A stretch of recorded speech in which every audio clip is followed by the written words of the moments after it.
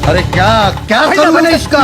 क्या करूं इसका? क्या करूं? मार भी नहीं सकता। पापा बत्तख बहुत टेंशन में है क्योंकि उनकी बीवी प्रेग्नेंट थी और बच्चे देने वाली है। मम्मी रे! नहीं नहीं नहीं नहीं नहीं नहीं। पापा डक का टेंशन से माथा फटा जा रहा था, इसलिए पापा डक अपनी बीवी से कहते हैं, समय हर कायर को शूरवीर बनने का एक अवसर देता है, वो क्षण यही है। हम मालूम है, तेरे बाप को मत सिखा, चल। ये भगवान क्या जुल्म है। माडा डक भी बैठे बैठे बोर हो रही थी और इधर बाप ने टेंशन में जमीन ही खोद डाली। छुट्टी हो गई।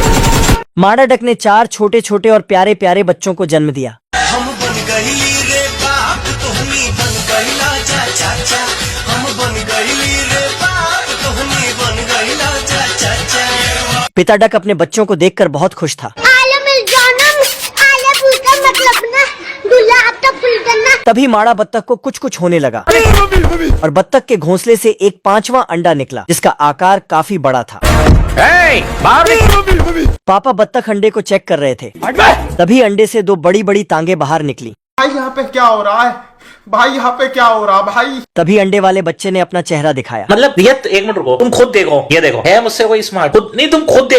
मैं ये नहीं कहता, तुम मेरी बात मानो, तुम खुद देखो ना, फैसला तुम करो। फिर पिता ने उस बच्चे को देखा और बाकी 4 बच्चों को देखा। अच्छा ठीक है, क्यों हिला डाला ना?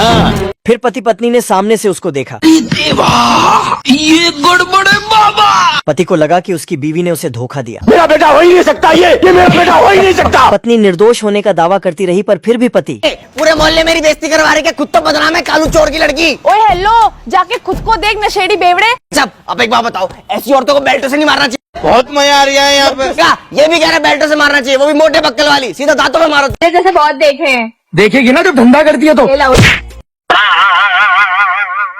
ओए चल तू निकल, बिंदु धारा सिंह की शक्ल की। तो अंकल अपनी बीवी से गुस्सा होकर वहाँ से चले जाते हैं। ये देखकर उनकी बीवी भी उनसे गुस्सा हो जाती है और वहाँ से अपने बच्चों को लेके जाने लगती है। मेरे को जाना पड़ेगा, मेरे को जाना पड़ेगा, मेरे को जाना। फिर छोटू भी अपनी माँ के पीछे भागता है। माँ तालाब में बच्चों को अपनी पीठ पर बैठा के घुमा रही होती है, तभी छोटू भी वहाँ आता है और उछल के माँ के पीठ पर बैठ जाता है। बहुत मजा आ रहा है यहाँ पे। अरे कौन भौंक रहा है ये बदतमीज? अरे भाई क्या बताऊं मैं? छोटू माँ की आंखों में चुभ रहा था, इसलिए उसने उसे पानी में फेंक दिया। छोटू को लगा ये एक खेल है, इसलिए उसे बुरा नहीं लगा, पर बत्तख छोटू को छोड़ के अपने बाकी बच्चों के साथ जा रही थी। तभी छोटू की आवाज आई, माँ मैं आ गया, माँ मैं आ गया माँ। पर माँ को उसे देखकर खुशी नहीं हुई।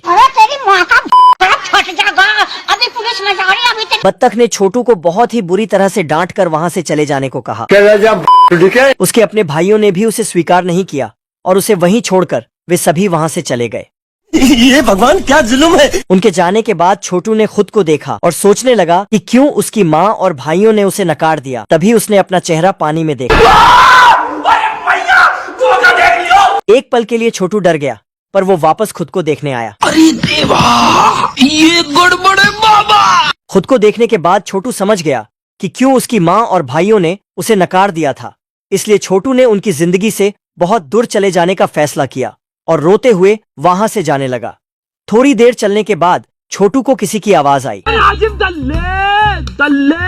ये कुछ पक्षियों के बच्चे थे, पर छोटू को लगा कि उसे उसका परिवार मिल गया।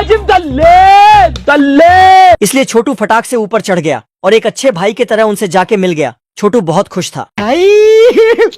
तभी चूजों की अम्मा वहाँ खाना लेकर आई।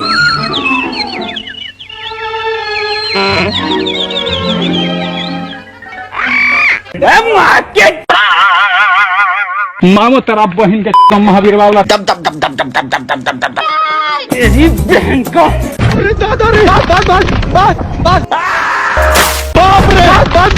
बस। छोटू उस पक्षी से भागते भागते तालाब में एक बत्तख जैसा दिखने वाला खिलौने से टकरा जाता है। कौन है बे? छोटू ने जब उस खिलौने को देखा तो उसे उसमें अपनी माँ दिखाई दी। छोटू को लगा उसे उसकी माँ मिल गई।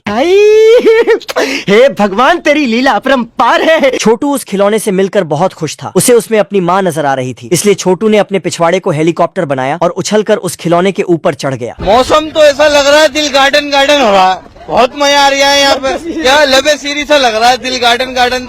मेरी जान मेरी माँ। मानो उस खिलौने ने छोटू को जिंदगी की सारी खुशियां दे दी थी, पर वो ये नहीं जानता था कि ये सिर्फ एक खिलौना है। तभी छोटू ने एक जोर की छलांग लगाई, जिससे खिलौना जोरों से पानी में हिलने लगा और अगले ही पल हैं? ये क्या हो गया? ये क्या सुन रहा हूँ मैं? खिलौने को ऐसे अपनी तरफ आता देख छोटू डर गया। साला ये दुख का खत्म नहीं होता बे। छोटू अब पूरी तरह से हिम्मत हार चुका था। वो थक गया था, बार बार किस्मत से लड़ते लड़ते, इसलिए उसने हार मान ली और तालाब के किनारे बैठकर रोने लगा। वही एक हंस का परिवार घूम रहा था। तभी उन्होंने छोटू को देखा। उन्होंने देखा कि कैसे छोटू अपने आप को तालाब में देख देख कर रोए जा रहा है।